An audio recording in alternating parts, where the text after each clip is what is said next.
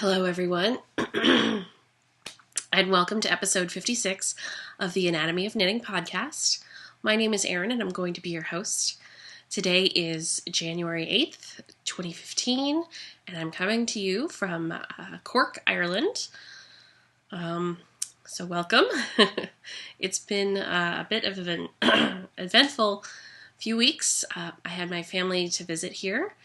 They have since safely got back home to the States. Let's see, the boys really enjoyed, I'm a mother of twins for any new viewers, and my boys really enjoyed having my family over here. They especially love Grammy. Excuse me. What also happened is that everybody has yet again gotten sick, and I'm currently fighting that myself, so this episode is probably going to be pretty short.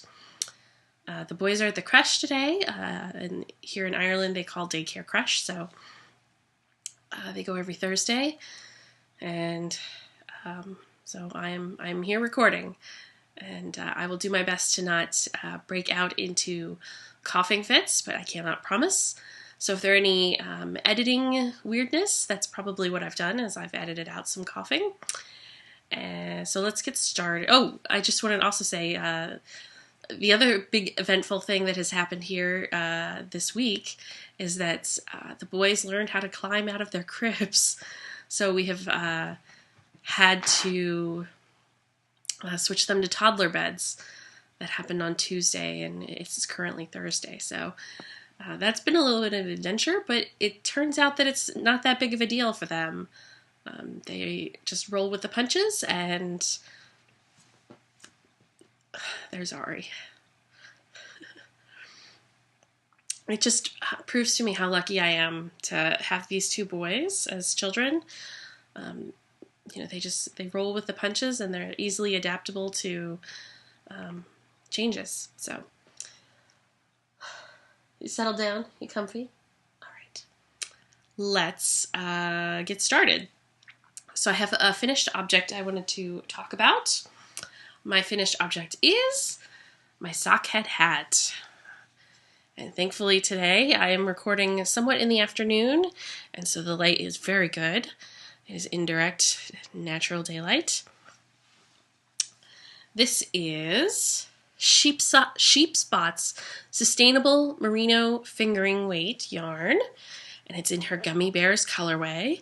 So you can see that it's this dark pink, kind of an aqua blue to a dark turquoise, and then there's a little bit of green in there as well. And I have been on the sockhead hat train lately. Excuse me.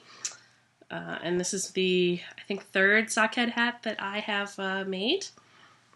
You do your ribbing, and then you do stockinette stitch. And here is how the top of the crown looks. Super pretty.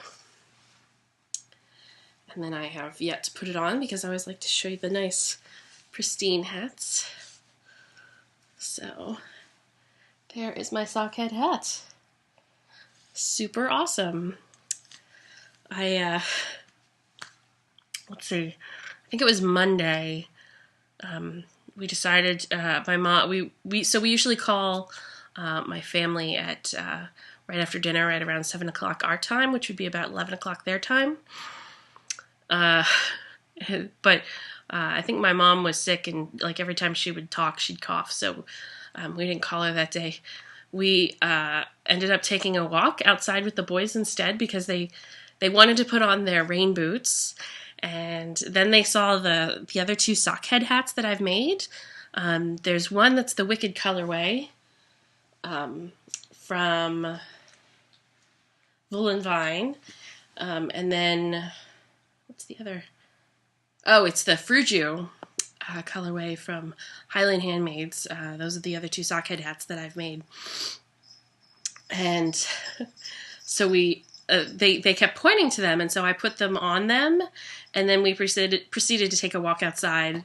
It was damp and chilly, but they were super happy because they had they had their fleece jackets on, and they had their rain boots on, and they had sockhead hats on.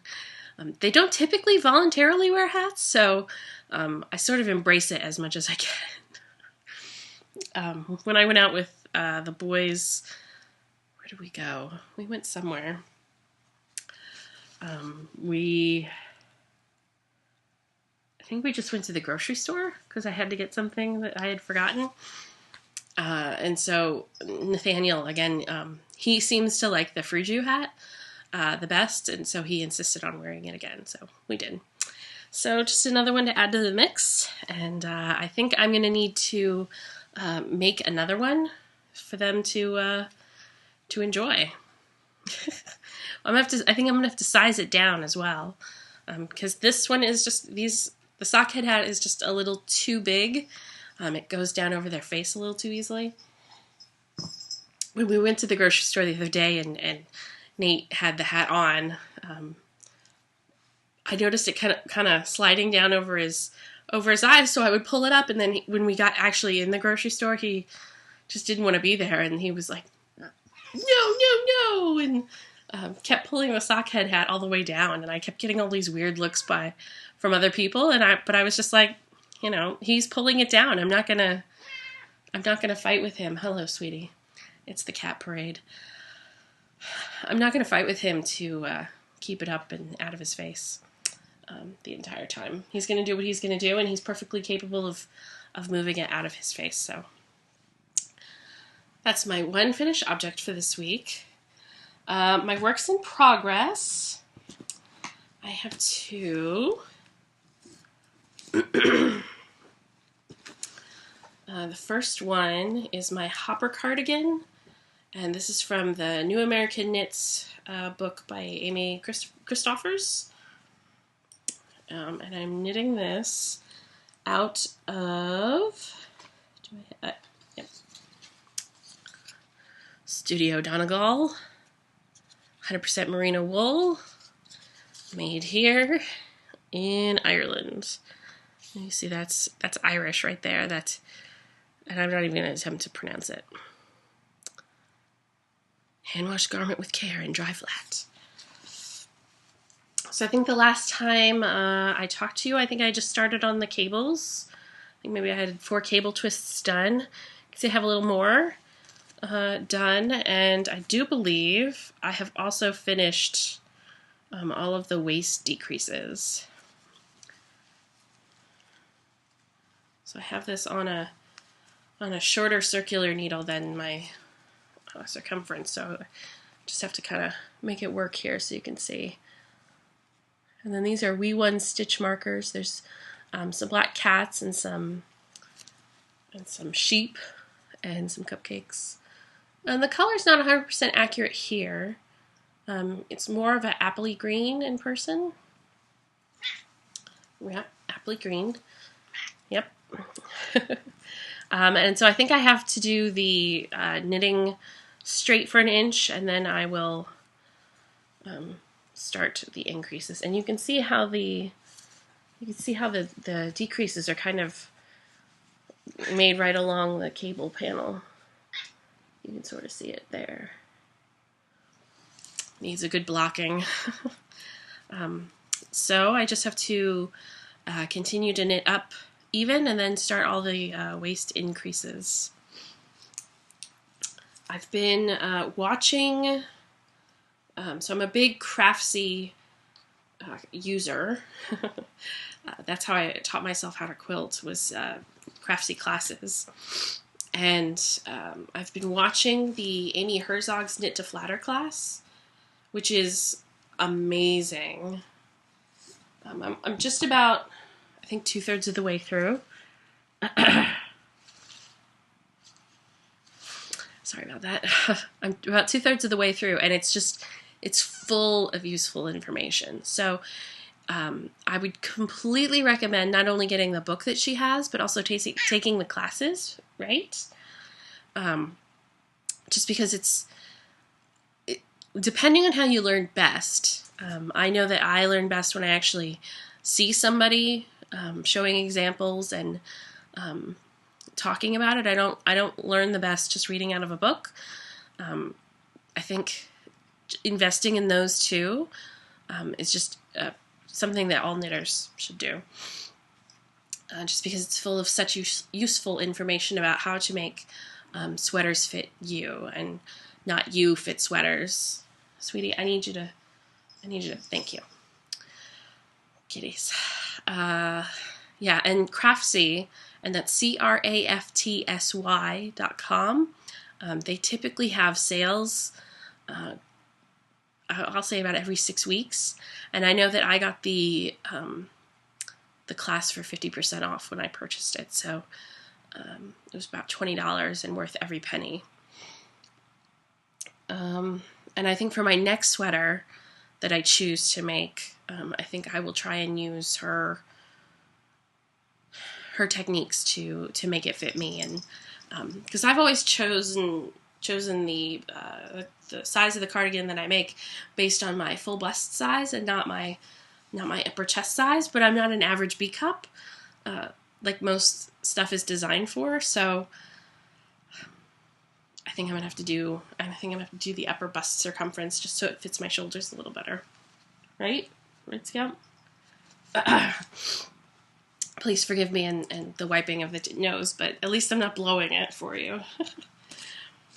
The third thing that I wanted to show you is my other work in progress. I haven't done too much on the hopper cardigan because I decided to cast on the foraging mitts, and right now it's got some waste yarn in for the thumb, so I'm going to put them on, but they're not going to look like they are when it's all done, because there's space for a thumb, or there's not enough space for my thumb in there. So let's see here. Those are the foraging mitts, and this is a design that I heard about on the Vine podcast by Kristen. She apparently, her yarn was used for the design, and I just love the look at them. I love the look of them, excuse me. So I decided to make myself some of the foraging mitts. And you can see here, I used some of my Frugio right there to make the thumb. And the shaping that she has you do for the thumb is super cool. I think it's super attractive. And I know once my thumb is actually out, it's going to look even better. So I have to knit almost 10 inches, and I'm just about there, and then I'll be able to cast off. So I think I'm hoping they're going to fit really well, but it's hard to tell right now because of the thumb. Excuse me. So those are the foraging mitts. This is a pay-for pattern on Ravelry, and I purchased it. It was before the new year, and I know for other customers who are in the EU, a lot of people have not or have made it so you can't buy products from them because of the new VAT issues. I didn't have any problems with that because I think I bought these before the new year. So the foraging mitts I'm knitting out of the Sheep Spots Sustainable Merino Fingering Weight in the Still Waters Run Deep colorway. I had a bit of a tangle, so I haven't used my ball winder and Swift in a while because they're upstairs, and when I want to knit, I usually am down here, and I'm to be honest just too lazy to go upstairs and use the ball winder and Swift, so I've been winding by hand. And I had a horrible tangle when I tried to wind the Still Waters Run Deep colorway. I believe it was all my fault. I can't make myself laugh because otherwise I cough. Oh. Excuse me. I'm slightly convinced that I have pneumonia. This is like the worst chest nastiness I've had in a while. Let's see. I have been wearing some of my other sweaters that I've finished previously. This week I ended up wearing, and I am a bad podcaster because I didn't look this up before I actually recorded. Where is it? Oh, there it is. So I wore the Nordic Swing jacket, which is the, it was in an Interweave Knits Fall 2009 magazine, and it's by Veronique Avery. I knit this back in 2009, and I honestly haven't even worn it all that much because the size that I knit was a little bit large, and I just didn't think it was super flattering. But I wore it. Excuse me. I wore it when the boys and Bernie and I went out for brunch in Kinsale the other day. And we went out when it was slightly drizzly, and it ended up being, I didn't need a jacket over it.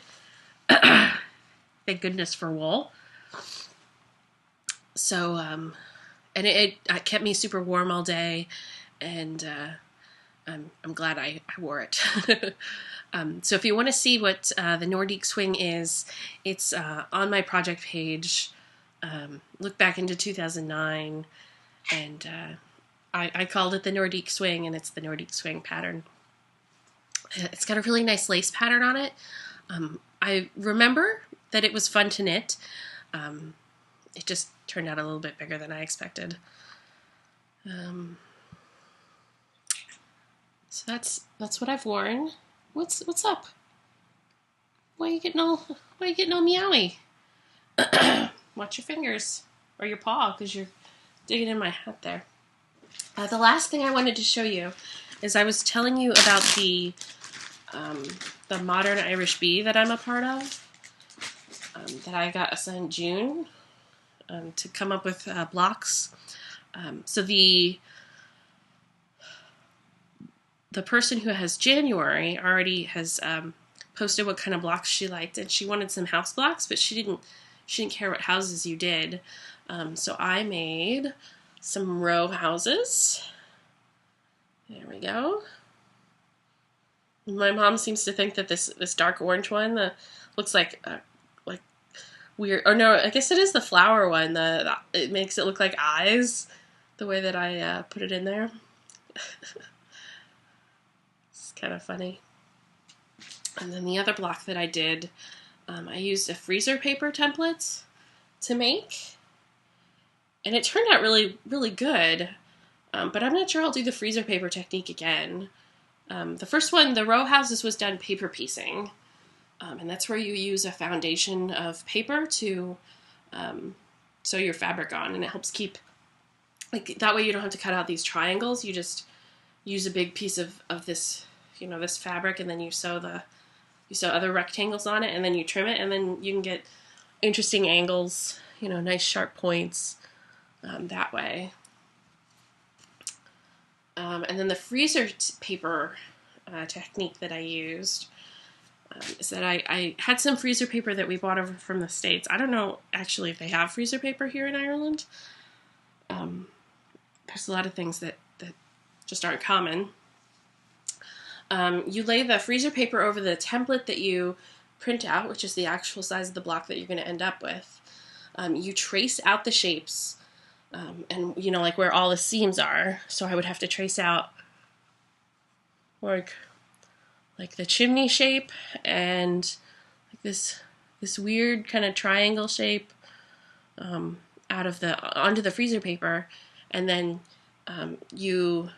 freezer paper has like a waxy side, and so then once you cut apart your freezer paper template, you then iron that onto your fabric, and then you trim a 1/4 inch larger than the actual freezer paper side, so you have seam allowances, and then you sew it all together. So it turned out really cool.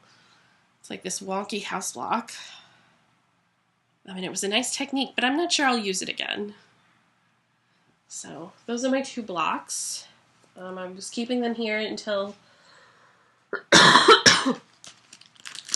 I was able to show them to you. And then I was going to send them on to the queen bee. That's what they like to say.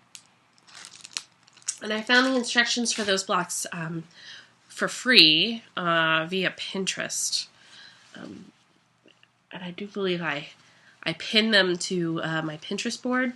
So if you're interested in doing that, I believe I am. Let me just check Pinterest. w.pinterest.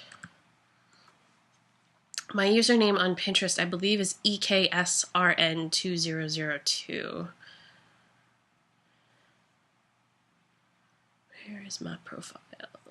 Oh, nope, I'm Knitting RN on Pinterest. And they should be on my completed or finished project inspiration. That's where you'll find them if you're interested in trying those out. That's everything. And I think I desperately need to blow my nose. So I'm going to make this a relatively short show and wish you all a good week and get things going. So have a good week. Have successful knitting projects. And I will see you next Thursday. Bye.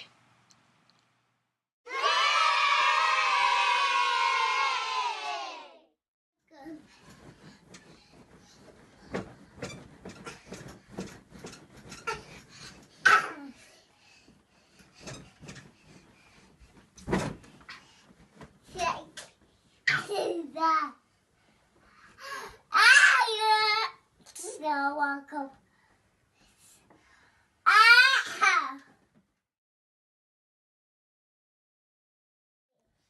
Beep, piano, beep, beep, beep, beep, beep, stand up.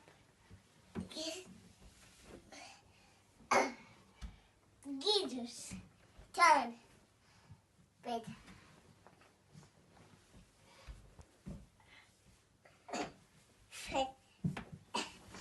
Use your turn.